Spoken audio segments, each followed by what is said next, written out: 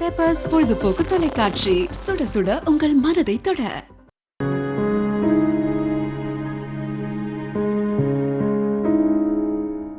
வணக்கம். படித்ததில் பிடித்தது நிகழ்ச்சிக்கு நேயர்கள் அனைவரையும் அன்புடன் வரவேற்பது உங்கள் அன்பன் கணேஷ் பிரபு. சமீபத்தில் அன்னை தெரேசா பற்றி ஒருவர் எழுதிய அற்புதமான வார்த்தைகள் படித்தேன். என்னன்னா, அன்னை தெரேசா அவர்கள் கருவுற்றிருந்தால் சில குழந்தைகளுக்கு தாயாக இருந்திருப்பார்கள். அவர் கருணையுற்று இருந்ததால் நம் எல்லோருக்குமே தாயாக இருக்கிறார்கள். அற்புதமான வரிகள். சரி, இன்றைய படித்ததில் பிடித்தது நிகழ்ச்சியில நாம சந்திக்க இருக்கக்கூடிய முக்கியமான பிரபலம் யாருன்னு பார்த்தீங்கன்னா, அவர் ஒரு எழுத்தாளர், இயக்குனர், தயாரிப்பாளர், திரு இ. ராமதாஸ் அவர்கள்.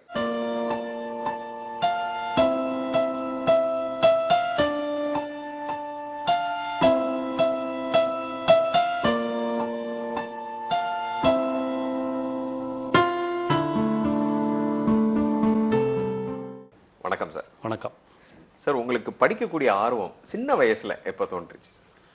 பொதுவாகவே எனக்கு தெரிஞ்சு 1ஆவதுலேருந்தே நல்லா படிப்பேன். ஆ. அது சில சமயம் 5ஆவதுலாம் நான் தான் கிளாஸ் எடுப்பேன். ஓ, 1ஆம் கிளாஸ்லயே 5ஆம் கிளாஸ் எடுத்தீங்களா? 5ஆம் கிளாஸ் புத்தகத்தை 2ஆம் கிளாஸில் படிப்பேன். ஓஹோ. அப்புறம் 5ஆவது வகுப்பு படிக்கும்போது கணக்கு பாடத்தை நான் தான் பசங்களுக்கு சொல்லி கொடுப்பேன். சரி. அதில் ராமலிங்கம்னு ஒரு ஹெட்மாஸ்டர், கணக்காசிரியர். அவர் ராமதாஸ் நீ வா அப்படின்னுவார். நான் தான் 1, 1, 2ன்றதே பசங்களுக்கு சொல்லி கொடுக்கும்போது அவ்வளோ சந்தோஷமாக பசங்க ரிசீவ் பண்ணுவாங்க, வாத்தியார் ரசிப்பார். ஆக படிக்கிறதுன்றது நமக்கு இருக்குது, உள்ளவே இருக்குது. இந்த நூல்களை படிக்க ஆரம்பிச்சதுன்றது தமிழில் திருக்குறள் வகுப்பு தமிழாசிரியர் குப்புசாமின்னு ஒருத்தர், எஸ் குப்புசாமின்னு. சரி. பழைய ஆராய்ச்சிகள்லாம் இதெல்லாம் ரொம்ப பண்ணிகிட்டு இருப்பார். பழைய நாவல்கள், ஓலைச்சுவடிகள், இதுக்கெல்லாம் நான் கூட போய் அவருக்கு ஹெல்ப்லாம் பண்ணியிருக்கேன். அது பிறகு நான் சொல்கிறது, பள்ளி பருவத்தில் இந்த திருக்குறள் படிக்க ஆரம்பிச்சிலேருந்து அந்த இலக்கியத்து மேலேயே நமக்கு ஒரு சின்ன ஒரு இது இதில் ஏதோ விஷயம் இருக்குது போல இருக்க, வெறும் பாடத்தை தாண்டி ஏதோ இருக்குது அப்படிங்கிறது எனக்கு 6ஆவது 7ஆவது படிக்கும்போது. நல்ல விஷயம் சார். என்னன்னா, திருக்குறள்ன்றதே எல்லாருக்குமே அந்த சமயத்துல ஒரு பயப்படக்கூடிய ஒரு விஷயமா இருக்கும், மனப்பாடம் பண்ணி சொல்லணும் அப்படின்னு. உங்களுக்கு திருக்குறள் ஒரு ஊக்கம் கொடுத்துருக்கு இல்லையா? ஒரு இலக்கியம் தேடலுக்கான அடிப்படையா இருந்தது. கற்க கசடர கற்பவை கற்ற பின் நிற்க அதற்கு தக, இதுதான் முதல்ல எனக்கு சொல்லி கொடுத்த குறள் பாடம் வகுப்புல. அதான சிலபஸ்ன்னு வரும். அது அவர் எப்படி சொல்லி கொடுப்பாருன்னா, கற்பவை கசடர கற்க கற்ற பின் அதற்கு தக நிற்க அப்படின்னு திருக்குறளே மாத்தி பசங்களுக்கு ஒரு இன்ட்ரெஸ்ட் வரணுங்கிறதுக்காக அப்படி எளிமையாக்குவார். அப்போ அதுலேருந்து பார்த்தா எல்லாமே படிக்க படிக்க படிக்க படிக்க அது என்ன சொல்கிறது, தோண்ட தோண்ட இந்த ஊற்றுல தண்ணி வர்ற மாதிரி படிக்க படிக்க இலக்கியத்து மேலே ஒரு ஆர்வம் வந்துருச்சு. அதுலேருந்து பார்த்தீங்கன்னா, நான் லைப்ரரியில் முதல் ஆள் நான் தான் இருப்பேன். சரி. ஃபஸ்ட்டு கையெழுத்து என்னுடைய கையெழுத்தாக தான் இருக்கும். அப்புறம் வந்த புதிய நூல்களை நான் தான் முதல்ல படிப்பேன். அந்த புத்தக வாசனை இருக்கு பாருங்க, இன்னும் கூட அந்த மனசுக்குள்ள இருக்கு. அப்புறம் லைப்ரரியன் என்ன இருந்தாலும் அவர் அரசு அதிகாரி தானே. அவர் சொல்லுவார், தம்பி கொஞ்சம் நேரம் ஆச்சு அப்படி சொல்லுவார். ஆனால் நான் படிக்கிற ஆர்வத்தையும் அவர் இது பண்ணுவார். இப்போ பண்ருட்டில் இருக்கார், ராமலிங்கன்னு பேர் அவர். சரி ராமதாஸ் நீ இருன்னுவார். இல்லைங்க அது முறை இல்லை அப்படின்னு நான் வெளியில் வந்துட்டு சாப்பிட்டுட்டு திறக்கிறதுக்கு முன்னாடி நிற்பேன். மாலை வகுப்புக்கு இதெல்லாம் விடுமுறை நாட்கள் படித்து கடைசியாக க்ளோஸ் பண்ணிட்டு போகிறது நான் தான் இருக்கும். அப்படி அந்த எழுத்துக்கள், அந்த வயசில் தமிழ்வாணனுடைய துப்பறி நாவல்கள் தான் அந்த வயசுக்கு தோணும். அதுலேருந்து அப்படி படிக்க ஆரம்பித்து இன்னைக்கு படிப்பு தான் நம்ம வாழ்க்கை. அதுதான் எனக்கு வாழ்க்கையும் கொடுத்துருக்கு. இப்போ நான் சொல்ல போகிறது எல்லாமே படிங்க படிங்க, வாழ்க்கை படிஞ்சிரும் உங்களுக்கு. படிக்க படிக்க படியும் வாழ்க்கை, படிஞ்சிரும், வாழ்க்கையே படிஞ்சிரும். அருமையான ஒரு வேற எந்த மந்திரமும் தேவையில்லை. கண்டதை படித்தவன் பண்டிதன் ஆவான். அற்புதமா சொன்னீங்க சார். உங்களுக்கு பிடித்த புத்தகங்களை பத்தி எங்களோட பகிர்ந்து கொள்ளுங்களேன். எடுத்த உடனே எனக்கு ரொம்ப பிடிச்சது, இப்போ ஒன்றும் இல்லை, இன்னும் எத்தனை ஜென்மம் எடுத்தாலும் திருக்குறள் புக்கு மாதிரி ஒரு புக்கு உலகத்திலே கிடையாது, வேர்ல்டுலேயே கிடையாது, எந்த மொழியிலையும் கிடையாது. நம்ம நிறைய ஆங்கில நாவல்கள் படிச்சிட்டோம், ஆங்கில இலக்கியம் படிச்சிட்டோம், ஷேக்ஸ்பியர் படிச்சிட்டோம். இதில் ஒரு மனிதன் வாழ்வதற்கு உண்டான அறம், பொருள், இன்பம், அதாவது முதல்ல அறத்தை வச்சாம பாருங்க, அதுவே வாழ்க்கையினுடைய தத்துவம். நீ தர்மஸ்தானா இருக்கணும், ஈன்றாள் பசி காண்பாள் ஆயினும் செய்யற்க சான்றோர் பழித்த வினைன்றான். பெத்த தாயை விட இந்த உலகத்துல பெரிய தெய்வம் கிடையாது. ஆனால் அந்த தெய்வமே பட்டினி கிடந்தா கூட தப்பான விஷயத்தை செஞ்சு சம்பாரிச்சு அவளுடைய பசியை போக்காத. இதை விட ஒரு மனிதனுக்கு தர்மம் சொல்றது எனக்கு தெரிஞ்சு எந்த மொழியிலுமே இருக்காது. ஈன்றால் பசி காண்பாளாயினும் செய்யற்க சான்றோர் பழித்த வினைன்றான். அங்கேயே ஒரு லிஸ்ட் வச்சிருக்கான் பாருங்க. எந்த சான்றோர்ன்றவன் இருந்திருக்கிறான், அவன் பழி தீர்க்கும், இதெல்லாம் தப்பு பண்ணினா உன்னை வந்து வினை வந்து ஊட்டும் அப்படின்றதையும் சொல்றான். ஆக அந்த திருக்குறள் தான் எனக்கு தெரிஞ்சு ஐபிசி மாதிரி வேர்ல்டு பிசின்னு அதை சொல்லலாம். உண்மைதான் சார். அது திருக்குறள் வந்து அழியாத ஒரு மிகப்பெரிய செல்வம். அது அது மாதிரி உடுக்கை இழந்தவன் கை போல அங்கே இடுக்கண் களைவதாம் நட்பு. இதை விட நட்புக்கு சொல்லவே முடியாது, சொல்லவே முடியாது. இடிப்பறை இல்லா ஏமரா மன்னன் கெடுப்பார் இல்லானும் கெடும்னு ஹைகோர்ட் ஜட்ஜி ஒரு ஜட்ஜ்மெண்ட் பேசும்போது இந்த திருக்குறளை கோட் பண்ணி ஒரு அரசியல்வாதிக்கு தண்டனை கொடுக்கும்போது இந்த திருக்குறளை சொல்லி சொல்றாரு. என்ன பொருள் சார் அதுக்கு? இடிப்பறை இல்லா ஏமரா மன்னன் கெடுப்பார் இல்லானும் கெடும் அப்படின்னா, இடிப்பறை அப்படின்னு சொன்னா சுட்டி காட்டுறவன், சார் நீங்க போறது தப்பு, மன்னா நீ செய்யறது தப்பு அப்படின்னு ஒருத்தன் சுட்டி காட்டுறதுக்கு உன் பக்கத்துல இல்லைன்னா நீ எவ்வளோ பெரிய சக்கரவர்த்தியா இருந்தாலும் அவனாவே அழிஞ்சிருவான், அவனுடைய சாம்ராஜ்யமே அழிஞ்சிரும். இதுதான் இடிப்பறை இல்லா ஏமரா மன்னன். காது கேட்காதவனு செவிட மாதிரி எவன் சொன்னாலும் கேட்க மாட்டான். கெடுப்பார் இல்லானும் கெடுன்னு சொல்றான். இதை விட ஒன்றும் சொல்ல முடியாது. இது அரசியல்வாதிகளுக்கு. அன்னைக்கு மன்னன், இன்னைக்கு அரசியல்வாதிகள். அரசியல்வாதிகள் கேட்கணும், மக்கள் சொல்றதை கேட்கணும், பக்கத்தில் இருக்கிறவங்க சொல்றதை கேட்கணும், ஊடகங்கள் சொல்றதை கேட்கணும், பேப்பர் சொல்றது படிக்கணும். இது எல்லாத்துக்குமே பேசிக்கா பார்த்தீங்கன்னா படிக்கிறது வந்துடும். ஆமா, நீ எல்லாம் ஸ்டார்டிங் பாயிண்ட் காலையில கேலண்டர் சீட்டை கிழிக்கும் போது இன்னைக்கு என்ன நாள்னு தானே படிக்க ஆரம்பிக்கணும். இன்னைக்கு புதனா செவ்வாயா, அதுல ராசி பலன் பாக்குறது வேற விஷயம். ஆனா இன்றைய நாள் என்னன்றது படிச்சாதான் தெரியும். புதன்கிழமை, புதன்கிழமை, இன்று வியாழக்கிழமைன்னு எப்படி தெரியும்? படித்தல் அங்கதான் வாழ்க்கையை ஆரம்பிக்குது. அடுத்த நாள் தேதி கிழிக்கும் போது அது நாளைக்கும் வாழ்ந்த வாழ்க்கை என்னன்னு அது சொல்லும். நேத்து நீ என்ன பண்ண, ஏஞ்ச, பல்லு விளக்குன, குளிச்ச, சாப்பிட்ட, வெளியில போன, என்ன செஞ்ச, உனக்காக உழைச்ச, ஊருக்காக ஏதாவது செஞ்சியா, இது எல்லாமே அந்த கேலண்டர் சொல்லும். ஏன்னா அதுல காமராஜர் பிறந்த தினம், விவேகானந்தர் பிறந்த தினம், இந்திரா காந்தி நாள், மகாத்மா காந்தி அவதரித்த நாள் அதுல இருக்கும். ஆக இவன்லாம் கேலண்டர்ல இருக்கானே, நாம என்ன பண்றோம்? கேலண்டர்ல இருக்கணும்ல, அதுக்கு தான் கேலண்டர், அதுக்கு தான் அதில் போடுறான். நேருன்றவன் எங்கேயோ பிறந்தவன், மிகப்பெரிய பணக்காரன், அவன் குழந்தைகளுக்கெல்லாம் மாமா வரான். அவனுக்கு தேவையே இல்லை. அவனை பொறுத்தவரை ராஜ வாழ்க்கை வாழ்ந்துருக்கலாம். மகாத்மா காந்தி கிட்ட அத்தனை தடவை கெஞ்சுறாரு. இது எல்லாத்துக்கும் காரணம் அவரும் சொல்றாரு, நான் படிக்கலைன்னா எனக்கு பைத்தியம் பிடிச்சிருன்னு சொல்றாரு. நேரு டிஸ்கவரி ஆஃப் இந்தியா புக்கில் அதை எழுதுறாரு. ஆக படிப்பு தான் ஒரு மனிதனை பண்படுத்தும். இதில் எந்த விதமான கருத்து வேறுபாடுமே கிடையாது. சார், அற்புதமா திருக்குறள் பத்தியும் நாள்காட்டி ஒவ்வொரு நாளுமே வந்து நம்ம படிச்சு தான் தொடங்குறோன்ற விஷயத்த வந்து ரொம்ப எளிமையா சொன்னீங்க. அற்புதம். உங்களுடைய எழுத்து பணி இல்லோட இயக்குனருடைய பணி, அதுக்கு வந்து உங்களுக்கு முழு முதல் காரணமா இருந்த சில புத்தகங்களை பத்தி எங்களோட பகிர்ந்து கொள்ளுங்களேன். நான் முன்னாடியே சொன்ன மாதிரி சார், தமிழாசிரியர் எஸ் குப்புசாமி அப்படிங்கிறவருடைய இதால தான் எனக்கு படிக்கிறதுக்கே முதல்ல ஆர்வம் வந்தது. ஏன்னா அவர் படிக்கிறதே ஒரு அழகா இருக்கும். நான் முன்னாடியே சொன்ன மாதிரி தமிழை படிக்கிறதும் உச்சரிக்கிறதும் அப்படின்னுட்டு அப்படி சொல்லுவாரு.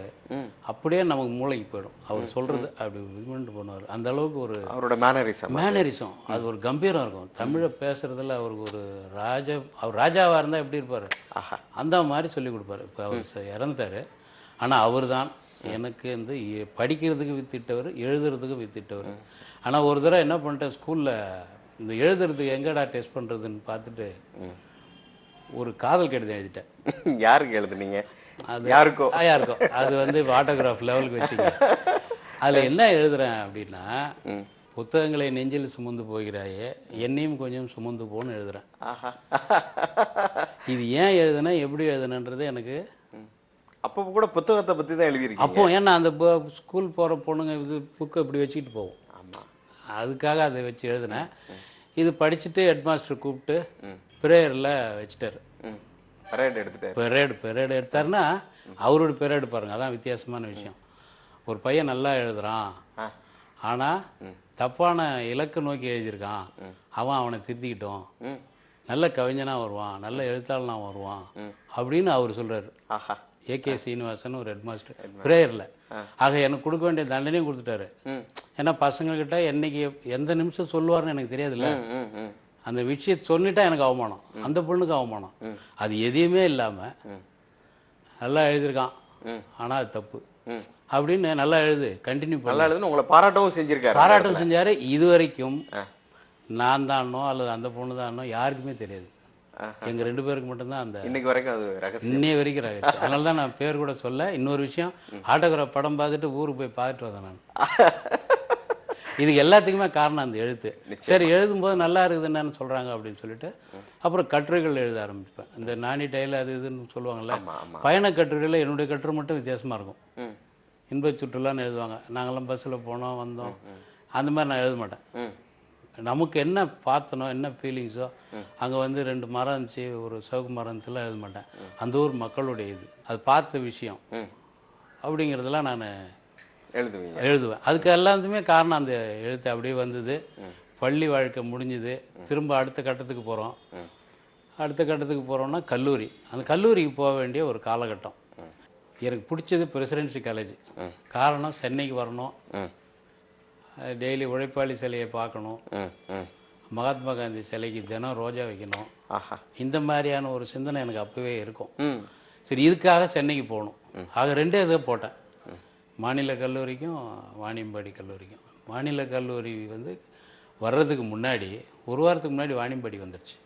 இஸ்லாமிய கல்லூரி வாணியம்பாடி வந்தவுடனே சரி, இதுவும் நம்ம எழுத்து தான் நம்மளை இழுத்தும் போகுதுன்னு நினச்சேன். காரணம், அங்கே போனோடனே அப்துல் ரஹ்மான், அப்துல் காதர் அடேப்பா போட்டால் அங்கே கல்லூரி பேராசிரியர் பியூசி வகுப்பு, அப்துல் ரஹ்மான் கிளாஸ் எடுப்பார். எனக்கு பின்னாடி 50 பேராசிரியர் உட்காந்து கேட்பாங்க அதை, அவருடைய எப்படி பாடம் நடத்துகிறாருன்னு. ஆஹா, இது என்னடா அப்படின்னு சொல்லி அப்புறம் அவரோட போனவுடனே கவிதை எழுத சொன்னார். எழுதுங்க, எல்லாருக்கும் தலைப்பு கொடுப்பார். அப்புறம் ரோஜா அப்படின்னு ஒரு தலைப்பு கொடுத்தோடனே நான் எழுதினேன். இது வந்து அதுக்கு ஒரு உதாரணம் சொன்னார். அது முக்கியமான விஷயம். முறிந்த சிறைகள் எழுதின கலீல் கிப்ரானுடைய பைபிள் வேர்டை பற்றி அவர் சொல்லுவார்.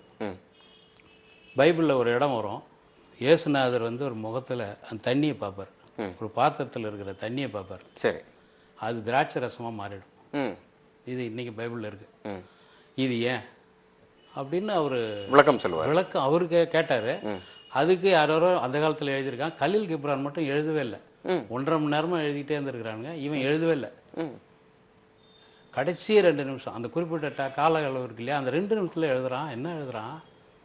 தலைவனை கண்டால் நாணி சிவந்தாள்னு எழுதுறான்.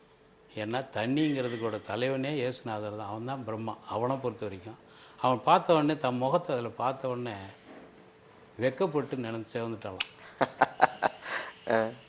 தலைவனை கண்டால் நாணி சிவந்தாள்னு கலீல் கிப்ரான் வரி. இந்த மாதிரி தான் எழுதணுன்னாரு. இப்போ அதுக்காக சொல்ல வரோம், அந்த 2 வரியில் தான் இருக்கணுங்கிறதுக்காக. இப்போ ரோஜா சொல்கிறோம். ரோஜா சொன்ன உடனே அதான் நான் சொன்னேன், எனக்கு வந்து முல்லையும் ரோஜாவையும் கொடுத்தால் நான் முல்லைத்தான் நேசிப்பேன். காரணம் அப்படின்னு கேட்டார். காரணம் என்ன? அதுதான் தொட்டவுடன் ரத்த பாசத்தை காட்டும். அற்புதம். எல்லாருமே வந்து வேற மாதிரி பூ அப்படின்னு சொல்லும்போது நீங்க ஒரு வித்தியாசமான அதுதான் அப்படி சொன்ன உடனே அடே சபாஷ் சபாஷ்ன்னாரு. கூப்பிட்டு வச்சு அது தட்டி கொடுத்து ஒரு சிலோனில் போய் சொன்னார், என் பையன் இந்த மாதிரி சொன்னான் அப்படின்னு சொல்லி. அவரு தான் சிலப்பதிகாரத்தை 3 வரியில் சொன்னவர். இது எல்லாமே படிக்கணும், ஈஸி. சிலப்பதிகாரத்தை படிக்கிறது கஷ்டம். அவர் சொல்றாரு, பால் நகையால் வெண்முத்து பல் நகையால் கால் நகையால் சிலம்பு, கழுத்து நகை இழந்த கதை. இதை விட வந்து எனக்கு தெரிஞ்சு சிலப்பதிகாரத்தை உள்ளோண்டு சொல்ல முடியாது.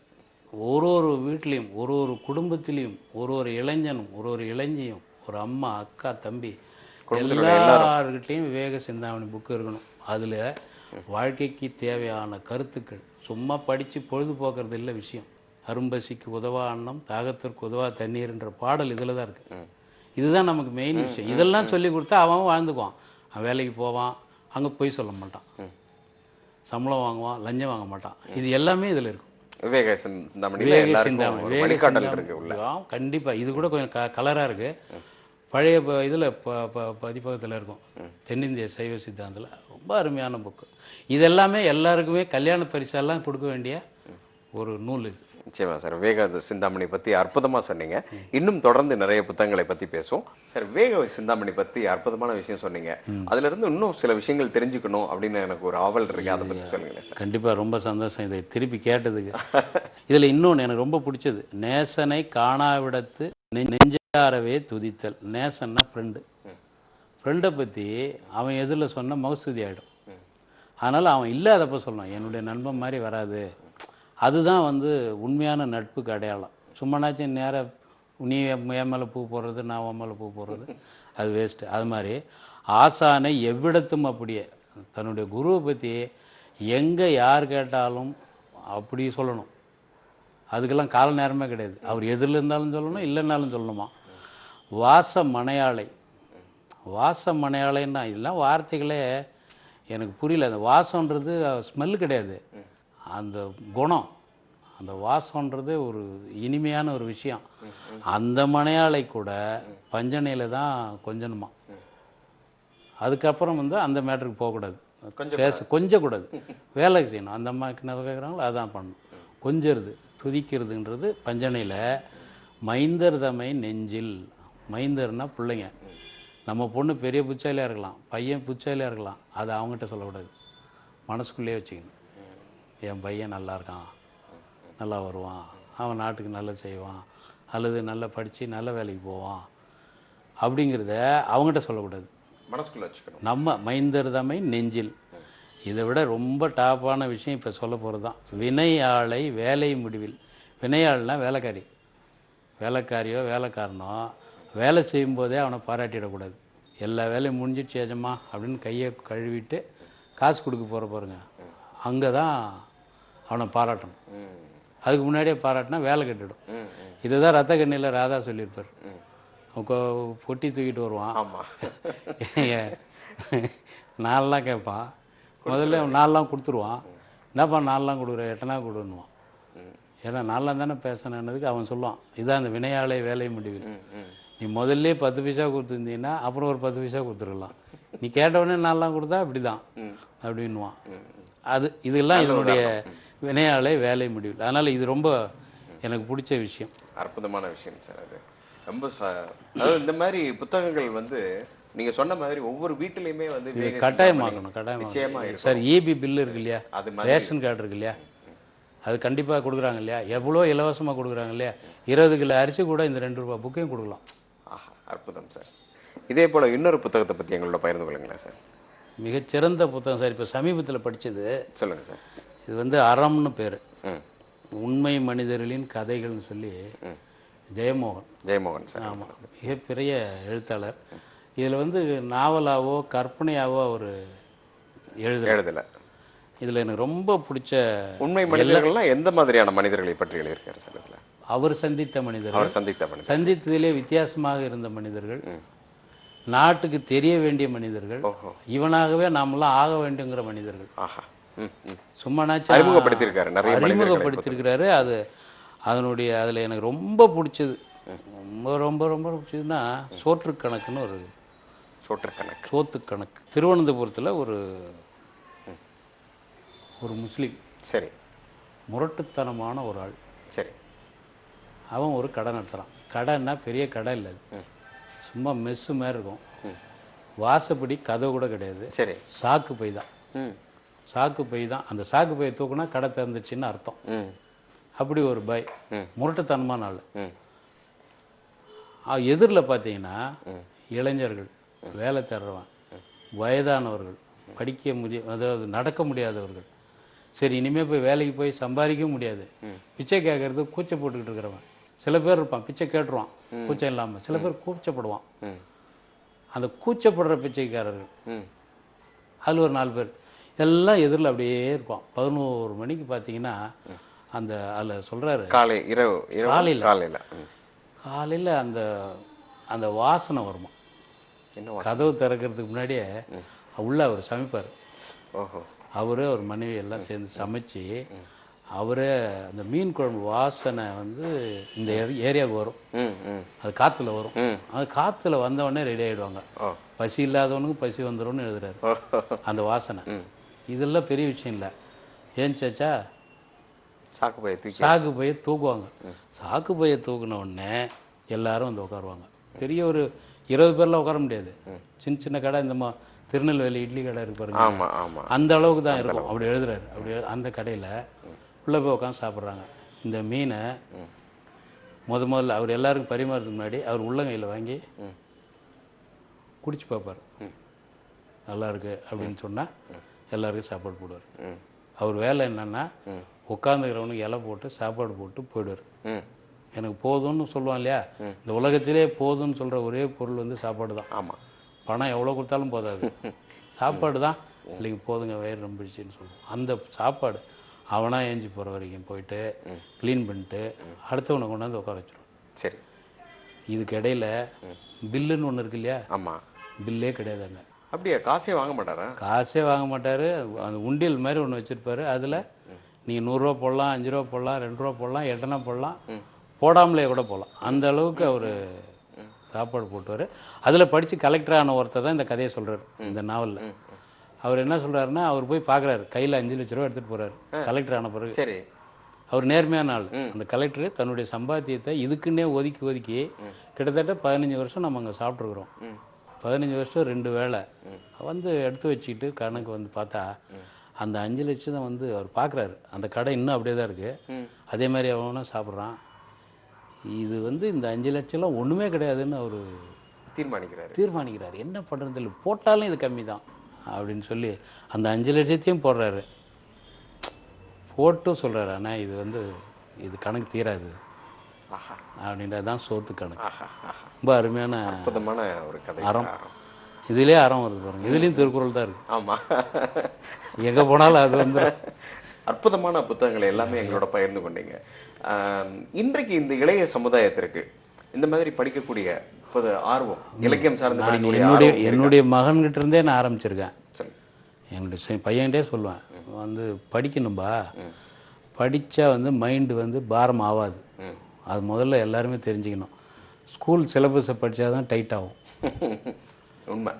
நூல்களை படிக்க பலூன் இருக்கு இல்லைங்களா, பலூன் நீங்கள் எவ்வளோ காற்று ஊதுனாலும் பெருசாகிட்டே இருக்கும்.